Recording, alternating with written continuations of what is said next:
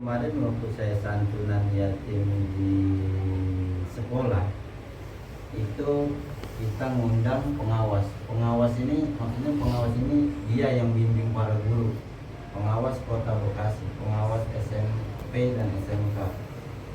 Banyak pengawasnya, tapi masing-masing pengawas itu dibagi beberapa sekolah.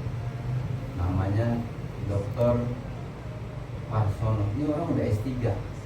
Orang udah S3 dan orangnya logis banget. Artinya dia pengen yang masuk akal aja gitu. Tapi satu sisi dia juga rajin ibadah, rajin baca Quran. Mukanya pantas, mukanya enak dilihat adem gitu kan, ngomongnya juga enak. Nah dia di situ cerita acara udah selesai, kita lagi ngobrol cerita sampai nangis, dan saya itu berkesan banget sama cerita itu. Dan dia merasakan hampir gila, penyakitnya itu hampir gila, malah udah gila menurut dia. Jadi awalnya dia sakit DBD, panasnya saking tingginya panasnya sampai kena ke saraf otak, saking tingginya. DBD-nya sembuh, otaknya konslet. Itu dia sendiri cerita sampai nangis, kata dia itu titik terberat dia dalam hidup. Bayangin seorang dokter otaknya konslet, bisa konslet, itu udah sering dipakai kan. Maksudnya dokter itu pemikir kan dia. Apalagi kayak kita yang jarang, ibarat kata yang jarang baca buku, yang jarang mikir. Ceritanya konslet dan lupa ingatan. Hanya sebagian doang, ada 20% lah ingatan yang masih ingat. Istrinya dia masih ingat, tapi kalau teman-temannya udah lupa semua. Bahkan kalau dia sering dari rumah dia ke musola, itu dia lupa. Jalan ke musola dia lupa. Jalan ke musola dia lupa. Sampai ingatannya itu diambil sama Allah, lupa semuanya. Lupa semua, dia berobat, nggak sembuh-sembuh. Berobat nggak sembuh-sembuh. Sampai dia nangis, tapi dia sadar kalau dia itu sakit. Dia masih sadar kalau dia itu sakit, tapi dia lupa semuanya. Paling dia ingat istri, anak kadang ingat kadang lupa. Jalanan apalagi, makanya waktu itu dia libur, apa cuti nggak ngajar selama mungkin 4-5 bulan itu sakitnya dia. Berobat kemana-mana nggak sembuh. Tapi ada satu amalan yang dia tidak pernah tinggal. Dia nggak pernah ketinggalan, walaupun dia sakit, lupa ingatan, tapi baca Quran nggak lupa.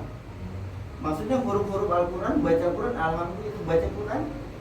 Kan secara logika, kalau kita lupa ingatan berarti lupa huruf juga kan, lupa baris juga kan. Ini dia masih bisa karena saking seringnya.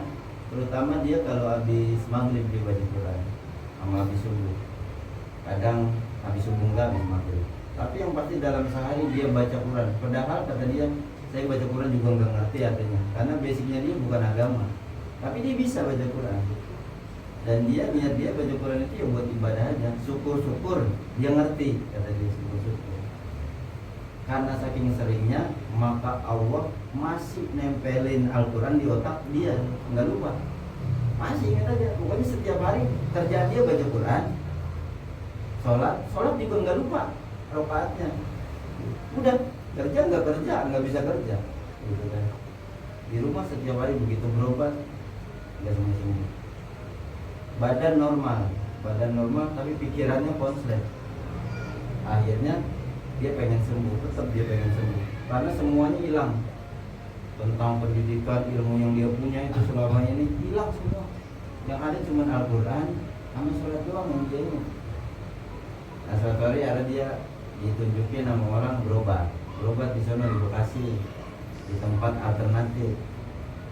Tapi tempat alternatifnya kayak panti, kayak apa, tempat rehabilitasi gitu, tapi kecil skalanya.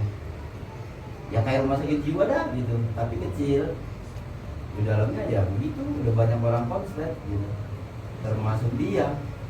Karena dia juga ngomongnya udah sering ngaco, dia ajak ngobrol dia nyambung. Akhirnya dia masuk situ, diantar sama istrinya. Pas malam pertama, jadi udah nggak sadar. Pas malam pertama dia lihat, oh ini banyak orang begini. satu dalam hati dia, oh pada gila gitu kan, saya nggak mau kayak dia, saya nggak mau. Dan itu alhamdulillah dia masih dikasih semangat, masih sadar kalau dia sakit, masih sadar. Akhirnya saya nggak mau kayak dia, karena dia, saya pengen sembuh. Lalu bagaimana sembuhnya bro? Akhirnya saat malam itu yang dia ingat apa? Karena dia biasa baca Quran maghrib, yang dia cari Al-Quran. Dan jangankan jaket ya, jangankan jaket yang ditinggal di ruang resepsionis, yang lainnya udah lupa semua. Patu aja dia nggak tahu, patunya dia ditaruh di mana, tapi jaket dia masih ingat. Bukan karena jaketnya, karena di dalam jaket itu ada Al-Quran. Pak, ke petugas, tolong ambilin jaket saya. Lah, Bapak ingat di mana? Di tes, di mana jaketnya? Itu di resepsionis. Aku ingat gitu kan. Emang apa? Ada apa di jaket itu? Ada Al-Quran. Saya pengen Al-Quran, ambilin Al-Quran. Ambilin baca. Pokoknya yang berkaitan sama Al-Quran dia nggak pernah lupa. Tetap ingat. Dia baca Quran terus gitu kan. Akhirnya dokternya ngerti nih, paham. Karena dokternya dokter psikolog kan. Oh berarti ini orang bisa dipancing ingatannya lewat Al-Quran. Maksudnya cara nyembuhinnya berarti ini orang ini pakai Al-Quran. Pertama dokter itu nggak percaya, bukan nggak percaya. Masa sih Al-Quran bisa nyembuhin? Nah dia jadi bahan percobaan dari dokter itu. Coba nih, berarti dari Al-Quran nih. Dia tadi jaket dia ingat, dilihat yang lain kagak ingat. Akhirnya diterapin ke pasien yang lainnya. Habis maghrib baca Quran, mau ngerti kagak, baca aja udah, baca. Yang Islam baca Quran. Semenjak itu diadain guru Al-Quran di situ habis maghrib. Guru tajwid, guru inilah kayak bocah aja gitu. Mau ngerti mau kagak yang penting baca aja. Kemarin nggak ada, sekarang diadain baca Quran di situ. Karena lama-kelamaan setiap malam dia baca Quran, setiap malam akhir tahajud. Pas udah 6 hari, baru 6 hari dia di situ. Karena kerjaannya dia baca Quran terus, kalau di rumah habis maghrib doang, di situ hampir semuanya waktu dia baca Quran. Karena nggak ada lagi yang bisa diajak ngobrol. Orang gila semua. Gitu. Kalau di rumah masih ada istri, di situ orang gila semua. Ada dia baca Quran terus.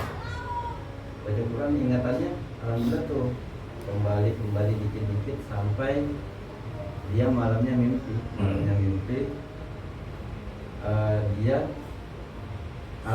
Dia dituntun oleh Al-Quran. Artinya dia kayak berjalan di dimensi yang lain gitu, di mimpi tapi di kegelapan terus terang. Nah terangnya itu dia lihat Al-Quran gitu. Ada ayat-ayat Al-Quran. Akhirnya lama-kelamaan kembali ingat dan boleh pulang selama 6 hari itu, boleh pulang sama dokternya karena dites udah banyak. Dia ingatannya yang ingat lagi walaupun belum 100%. Istri kamu namanya siapa? Ingat dia, udah mulai ingat. Kemarin dia ingat. Anak kamu namanya siapa? Dan itu memang dilatih. Jadi secara kedokteran dilatih juga sama dokter. Dan dokternya akhirnya paham, oh, ternyata kalimat per huruf dalam Al-Quran itu bisa membangkitkan memori. Maksudnya memori, melatih memori. Kayak kita belajar makhrajnya, itu kan dipaksa untuk kita baca, kita ingat lagi tuh huruf apa. Itu secara rasional ya, belum lagi secara secara mukjizat Al-Quran yang lain. Akhirnya terus selama 4 bulan akhirnya sembuh ya. Padahal orang-orang itu yang pada di dalam itu belum pada sembuh. Udah ada yang 1 tahun, ada yang 2 tahun. Dia udah sembuh dalam waktu 4 sampai 5 bulan. 100%-nya ya, 100%-nya. Itu terapinya dia udah Al-Quran aja. Tiap hari baca Al-Quran, sholat, dan setiap dia baca Al-Quran dia selalu nangis. Ya itu karena baca Quran pengen sembuh. Karena dia ingat cuma satu, Al-Quran itu bisa menyembuhkan. Dan dia nggak paham isi Al-Quran itu yang dia baca. Orang dia masih error otaknya. Dia cuma menghayati kalau Allah tuh bakalan ngasih kesembuhan dari dia baca Quran. Dia yakinnya itu dia. Jadi yang bikin dia sembuh itu keyakinan dan memori dia dulu setiap hari ngaji, ini ha, ini ba, ini ta, dia ingat terus, ini irfa, dan dia memang baca Qurannya bisa walaupun tidak ahli banget tapi bisa. Karena dari itu dia pesan sama kita yang guru-guru lain banyakin baca Al-Quran karena itu bisa akhirnya kan dia dapat apa gambaran dari dokter psikolognya itu, bapak itu sembuh lewat Al-Quran. Itu kata dokternya, kenapa bapak bisa cepat ini dari Al-Quran. Al-Quran yang dimasukkan ke dalam hati, keyakinan. Jadi kalau mau dimasuk akalin gini, Al-Quran itu satu jadi motivasi dia, motivasi untuk dia mengingat memori lagi. Kedua, dia yakin karena Al-Quran itu bisa menyembuhkan, makanya dia termotivasi, semangat terus, dia nggak ada kata pesimis, nggak ada, karena Al-Quran. Dan yang kedua metode membaca Al-Quran itu kalau kita disiplin ya, itu bisa meningkatkan memori, terutama hafalan gitu. Makanya orang yang udah biasa menghafal Quran, baca dan menghafal Quran itu menghafal yang lain gampang. Karena kita udah biasa hafal Al-Quran. Sekarang kalau ngapal mungkin kita berat, baca aja lah, melatih mata, sensor, pokoknya banyak lah. Kalau kita lihat di YouTube itu apa mukjizat Al-Quran, dari membaca Al-Quran yang masuk akal itu banyak. Tapi yang saya kaget, ini saya diceritakan oleh pelakunya langsung, dan dia nyampe nangis ceritanya, dan itu berkesan banget buat saya dan buat kita semua, jadi tamparan kita itu belum bisa seperti dia gitu kan. Maksudnya itu seorang dokter